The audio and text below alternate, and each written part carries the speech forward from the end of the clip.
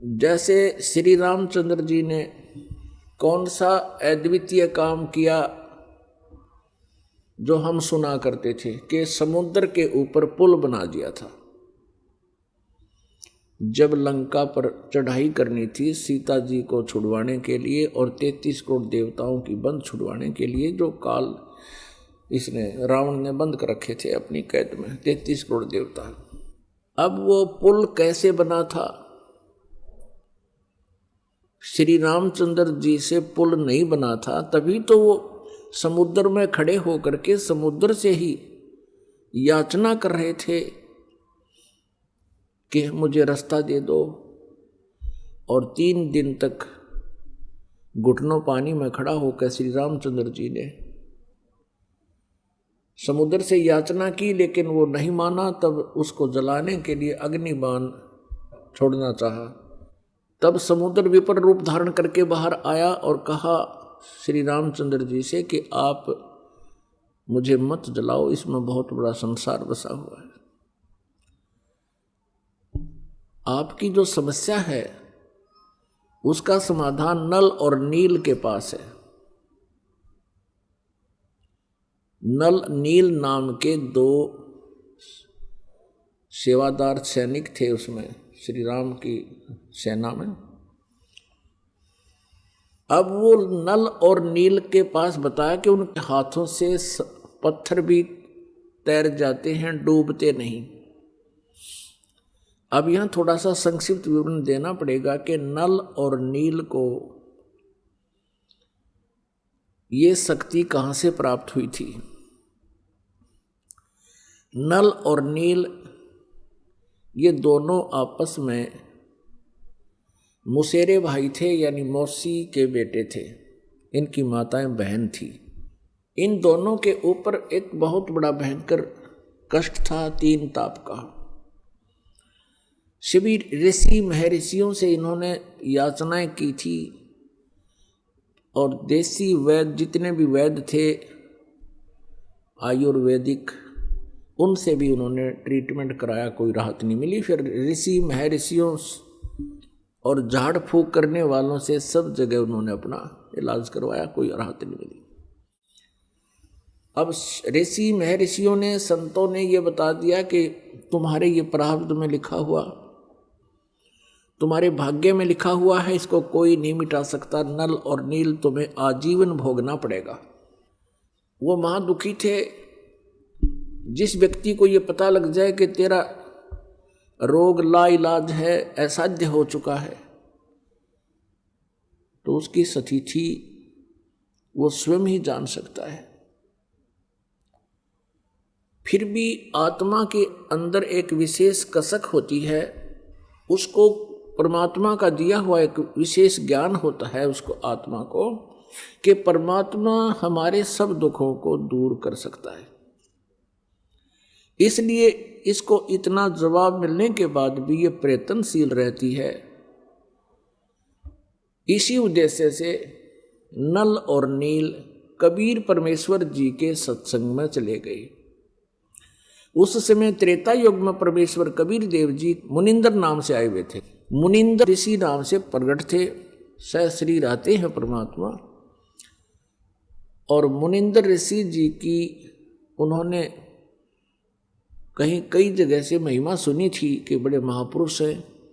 उनके आशीर्वाद से भयंकर से भयंकर रोग समाप्त हो जाते हैं, भाग्य बदल देते हैं वो प्रभु।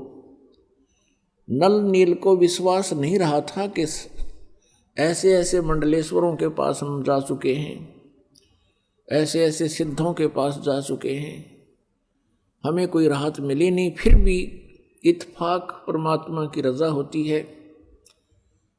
उनको सहज में कबीर परमेश्वर जी का ये सत्संग सुनने का अवसर मिला। ज्यों ही परमेश्वर के चरणों में उन्होंने नमस्कार किया, परमेश्वर ने आशीर्वाद दिया, दोनों के वो रोग ठीक हो गए, कति स्वस्थ हो गए।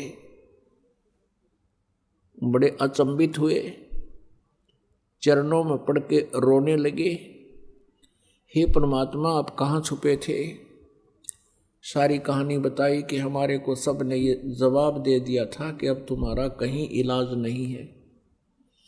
हे परमेश्वर, आपने बहुत दया करी हम दुखी दिनों पर। तब परमेश्वर ने कहा, बेटा ये तो एक कष्ट दूर हुआ है, आपके भाग्य में तो बहुत कष्ट हैं, असंख्य जन्मों से तुम जन्म और मर रहे हो। उसका परमानेंट ट्रीटमेंट ये है कि आप उपदेश लो हमारे से, अन्यथा और इससे भयंकर आपत्ति भी आप पर आ सकती है। अब नल नील ने कहा, भगवान हम आपके शिष्य, आप हमारे गुरु, हमें उपदेश दे दीजिए। परमेश्वर ने उपदेश दे दिया और कहा, बेटा सत्संग में आते हैं साधु संत भक्त, कोई रोगी बीमार, क्योंकि कबीर परमेश्वर के पास भी दुखी प्राणी ज़्यादा आते थे, कोई लंगड़े लूले, कोई अंधे गूंगे, कोई वृद्ध बीमार, तो कहते थे भगवान के भाई इनकी सेवा किया करो, परमात्मा की आत्माएं हैं। तो नल और नील वृद्धों के, बीमारों के बर्तन कपड़े साफ करने के लिए सत्संग के दौरान, सत्संग के दिनों में जब वो वहाँ आकर भंडारा होता था वहीं रुकते थे, दरिया के किनारे सत्संग हुआ करते थे। तो वो क्या करते थे, उनके बर्तन कपड़े ले जाते। पहले साबुन वगैरह होते नहीं थे, पहले कपड़े को बहुत देर तक जल में गीला करना पड़ता था और बर्तनों को भी ऐसे ही पहले पानी में भिगो दिया करते थे।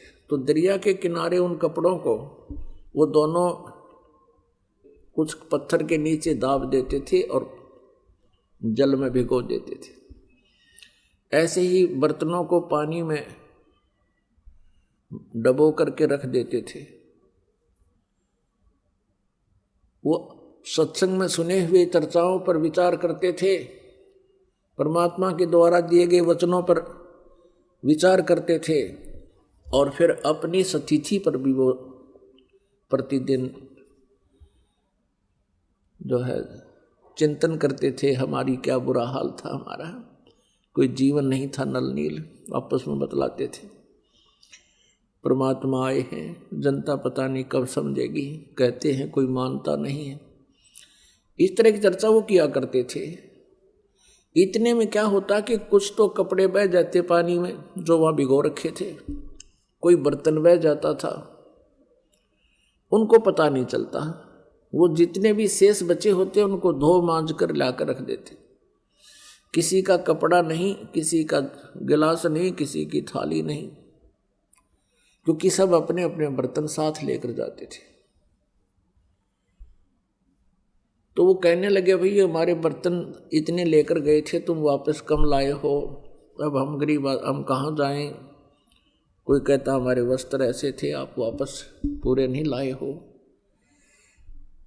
अब वो ये कहते कि हम तो जितने ले गए थे उतने ही लाए हैं।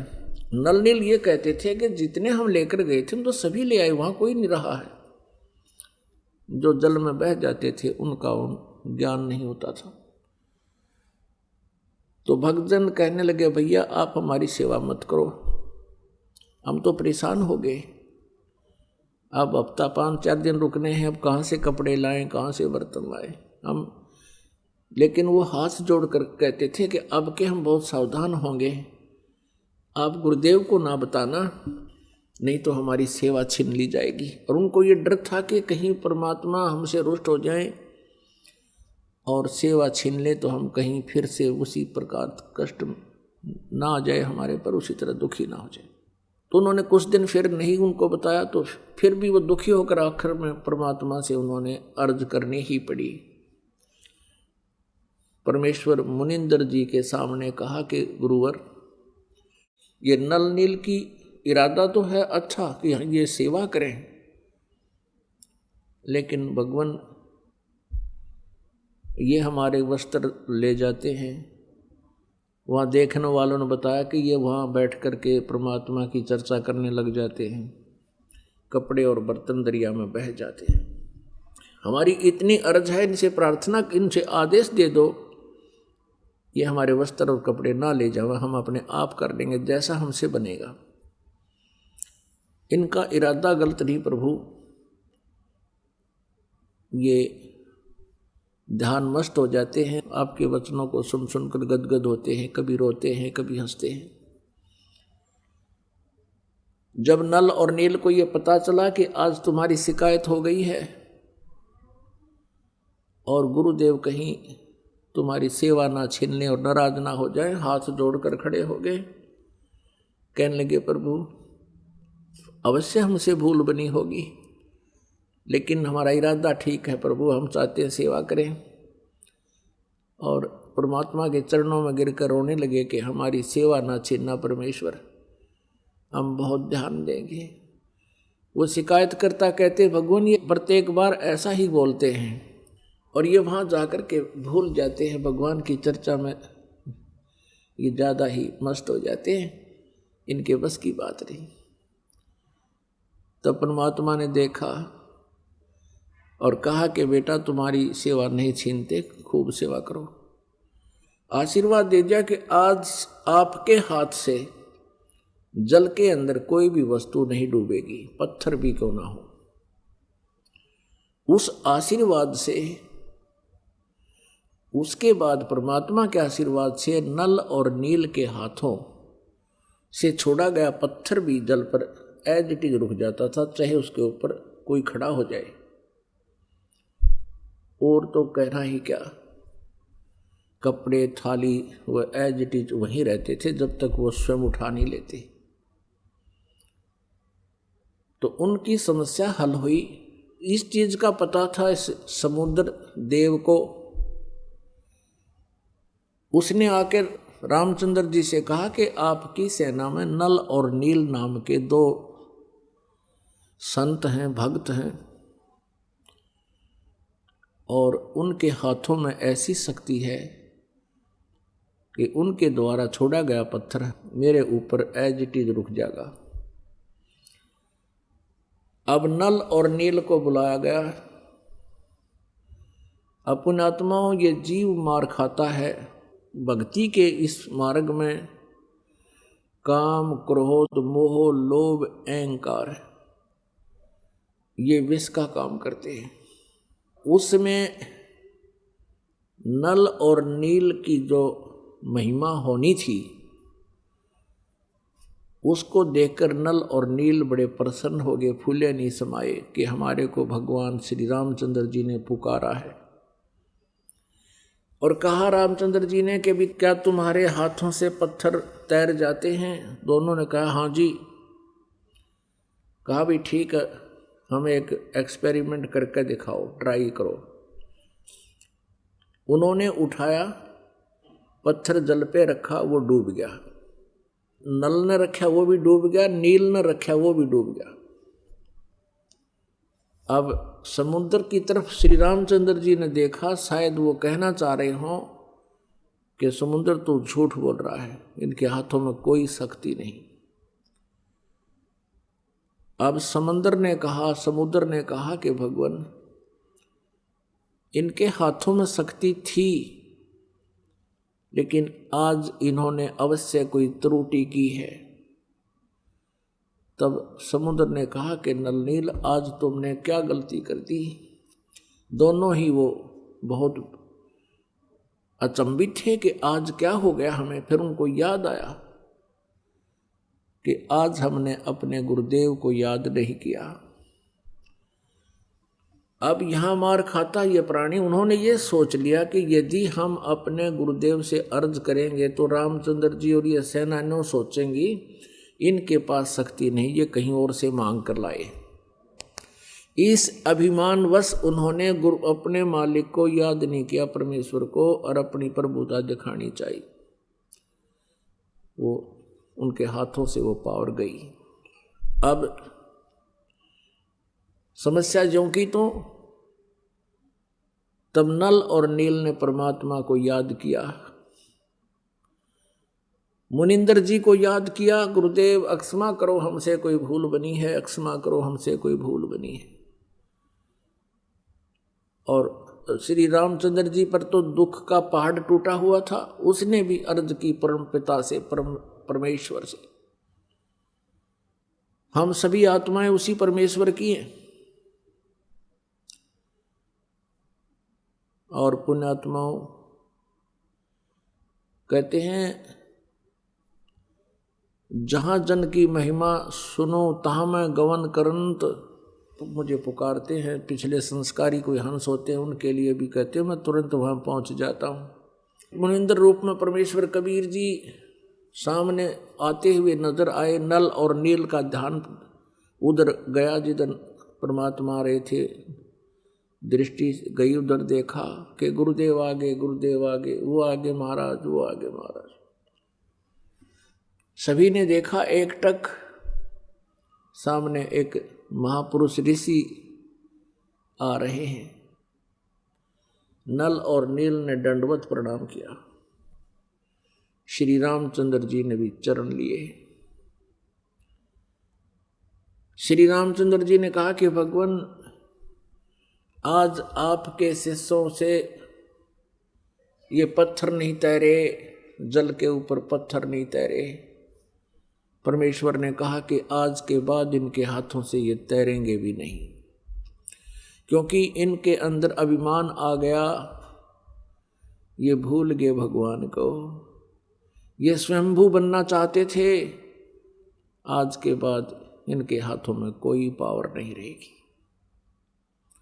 अब परमात्मा याद दिलाते हैं कि जैसे माता गर्भ को रखे यतन बनाए, ठेस लगे तो क्षीण होवे तेरी ऐसे भक्ति नसाए। जैसे माता, गर्भवती माता, पेट में बालक होता है, वो बहुत चिंतित रहती है। रात्रि के समय करवट लेते समय भी वो उधड़क जाती है कि कहीं मेरे बच्चे पर जोर तो नहीं आ गया, मेरा गर्भ नष्ट तो नहीं हो जाएगा। चलती है तब भी ऊंचे नीचे पर पैर रखकर बहुत ध्यान से चलती है, कहीं मेरा बच्चा, मेरा गर्भ ना खराब हो जाए। तो ऐसी सावधानी करने से माता अपने गर्भ को प्रफुल्लित करके एक लाल प्राप्त कर लेती है, बेटी या बेटा। तो यहां परमात्मा कहते हैं, जैसे माता गर्भ को राखे यतन बनाए और ठेस लगे तो छिन्न हो तेरी ऐसे भक्ति जावे। तो इस प्रकार आप जी ने अपनी भक्ति को बचा के रखना है।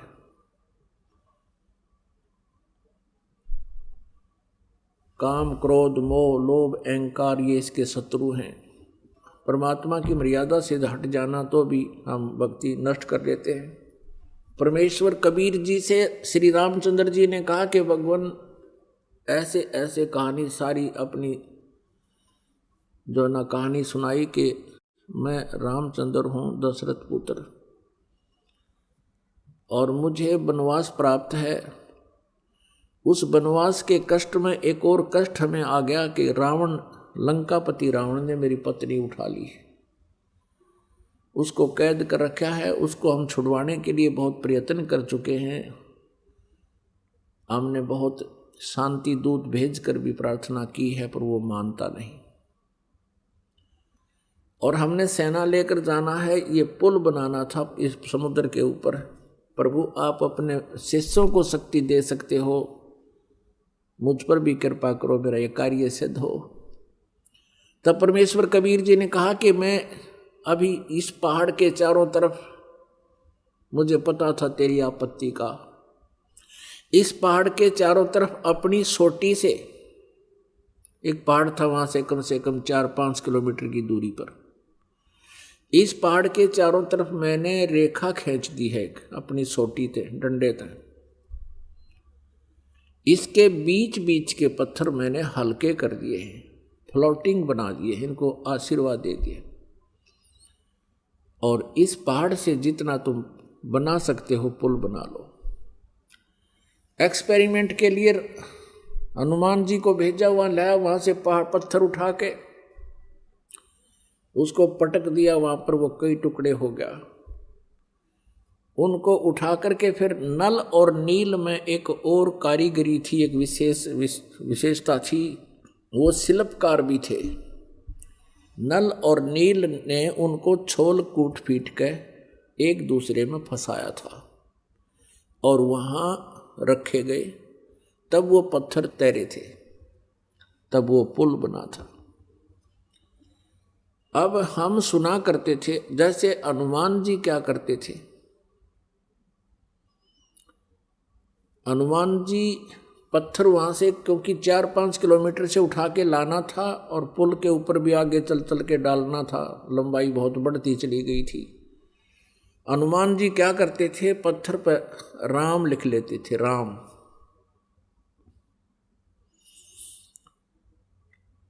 और स्वयं भी अपना मंत्र जाप करते हुए चल पड़ते थे। अपने आत्मा हनुमान जी श्री रामचंद्र जी को एज ए राम नहीं पूजा करते थे, क्योंकि जिस समय सुग्रीव को हनुमान जी मिले थे, उस समय वो पहले ही राम राम जप रहा था। तो वो उनका एक नित्य नियम था। कबीर साहब कहते हैं, आप राम कहे ओरा राम कवावे, और जिस मुख राम ना उचरे ता मुख फेर कवावे। जैसे हम बोलते हैं सत साहिब, तो सामने वाला भी कहेगा सत साहिब। सत साहिब का अर्थ होता है अविनाशी परमात्मा। राम कहो साहिब कहो। अब पहले राम राम बोलते थे तो सामने वाला भी राम राम बोलता था। जैसे कोई कहता था चाचा राम राम, तो वो 2-3-4 बार बोल जाता राम राम राम राम राम राम भाई राम राम। तो ऐसे इस उद्देश्य से हनुमान जी लिख लेते थे राम, और जो भी वो मंत्र जाप करते थे, सामने वाला भी कोई पढ़ता वो भी समझ जाता कि राम शब्द लिखा है, राम का अर्थ है राम राम। यानी अपने मंत्र को जाप करते रहो, भगवान को याद रखो, वो लिखने का उद्देश्य ये था। और कोई यूँ कहे कि हनुमान ने श्री राम नाम लिख दिया इसलिए पत्थर तिर गए, हनुमान जी वहीं थे, श्री राम वहीं थे। अब पहले हम क्या सुना करते थे कि श्री रामचंद्र जी ने पुल बना दिया समुद्र पर। कभी हम सुनते थे कि नल नील ने पुल बना दिया। नल नील को एक ऐसी शक्ति थी, उनके हाथों से पत्थर तैर जाया करते। फिर हनुमान जी ने राम नाम लिख दिया इसलिए पत्थर तैर गए।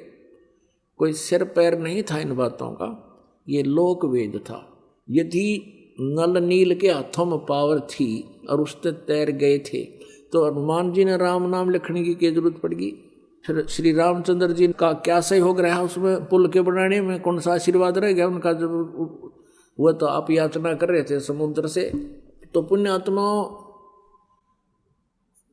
कहते हैं जगत का पेखना पेख्या, धनी का नाम ना लेखा। जगत का पेखना पेख्या, धनी का नाम न लेखो। कि धनी माने उस समर्थ भगवान का तो कितना जिक्र भी नहीं। जगत का पेखना पेख्या के उसने न्यू कर दिया। हनुमान ने राम नाम लिख दिया, पत्थर तिर गए। नल नील के हाथ में शक्ति थी, पत्थर तिर गए। रामचंद्र जी ने पत्थर तिरा दिए। कहते हैं जगत का पेखना पेखा, एक दूसरे को तुम कह रहे उसने ऐसे कर दिया, और जिसने ये किया उसका जिक्र भी नहीं। धनी का कि तो नाम ना लेखा। अब परमात्मा कबीर जी बताते थे, समझाया करते, काटे बंधन विपत में, कठिन कियो संग्राम, चिन्नो रे नर प्राणिया, ये गरुड़ बड़ो के राम। हम क्या सुना करते थे, कहते हैं नागफास एक जो है यंत्र छोड़ दिया, नागफास। क्योंकि सिद्धि से लड़ाइयाँ हुआ करती थी पहले, सिद्धि से तीर चलते थे। वो नागफास एक ऐसा यंत्र था, उसमें से कहते हैं और कई हजार लाखों करोड़ों नाग उत्पन्न हो गए, सांप। और उन सर्पों ने रामचंद्र जी, लक्ष्मण, हनुमान, अंगद समेत पूरी सेना को जकड़ दिया, जैसे ईंख बांध दिया करें। नो हाथ और चारों तरफ सांप लिपट गए, उनका कत्ती नीचे से लेकर ऊपर तक और ऐसे फण कर गया, हाथ न्यों के न्यों रह गए सबके, यानी पूड़ी सी बांध के खड़ी कर दी। अब कहते हैं उस समय गरुड़ को याद किया श्री रामचंद्र जी ने, गरुड़ पक्षी को, और गरुड़ पक्षी ने आकर फिर वो सांप काटे, वह सर्प काट दिए सारे। तब भगवान श्री राम बंधन मुक्त हुए। अब परमात्मा कबीर जी कहते हैं, अरे तुम्हारे हृदय माथे की कहाँ गई, विवेकहीन हो गए तुम। काटे बंधन विपत में, कठिन कियो संग्राम, और चिन्हो रे नर प्राणिया, ये गरुड़ बड़ो के राम। ये तुम्हारे राम को भी जिसने बंधन मुक्त किया, जिसकी बंध छुड़वाई, तो गरुड़ बड़ा हुआ कि तुम्हारा यू राम बड़ा हुआ। कहते समुद्र पाट लंका गयो, सीता को भरतार, अगस्त ऋषि ने ये सातों पी लिए, इनमें कौन करतार। तुम एक बात से ये मानते हो कि भगवान श्री रामचंद्र जी ने समुद्र पर पुल बना दिया अपनी शक्ति से, तुम्हारी बात बड़ी कर लेते हैं। यदि आप इसी आधार से इनको समृद्ध शक्ति मानते हो कि समुद्र के ऊपर से पुल बना लिया, अरे समुद्र को, सातों समुद्रों को अगस्त ऋषि ने पी लिया था एक के घूंट में, और जो श्री रामचंद्र जी के लिए पहाड़ हो रहा था उसको समुद्र पुल बनाने मुश्किल हो रही थी उसको, तो इनमें कौन करतार। अगस्त ऋषि शक्तिशाली हुआ, श्री रामचंद्र हुआ जिसने सातों समुद्र पी लिए, अगस्त ऋषि ने। फिर तुम श्री कृष्ण जी को भगवान मानते हो, उनमें से एक ये भी आधार पॉइंट बनाते हो कि भगवान श्री कृष्ण जी ने गिरिराज पर्वत को उठा लिया था, गोवर्धन पर्वत को उठा लिया था। अब परमात्मा कहते हैं गोवर्धन श्री कृष्ण धार्यो, द्रोणो गिरी हनुमंत, शेष नाग सब सृष्टि उठारा, इनमें कौन भगवंत। हनुमान जी ने तो द्रोणागिरी पर्वत पहाड़ उठाया, श्री कृष्ण जी ने गोवर्धन उठा लिया। और तुम लोक वेद सुनाते हो, तुम्हारी पौराणिक कथाएं हैं पौराणिक के शेष नाग ने सारी सृष्टि, सारे ब्रह्मांडों को अपने सिर पर धर रखा, वो अपने फन पर रखे हुए हैं। फिर तुम उस शेष नाग बड़ा हुआ, तुम्हारा श्री कृष्ण बड़ा हुआ, जिस पृथ्वी के ऊपर एक छोटे से टुकड़े को श्री कृष्ण ने उठाया और इस पृथ्वी समेत उठा रहा शेष नाग, तो कौन भगवान हुआ।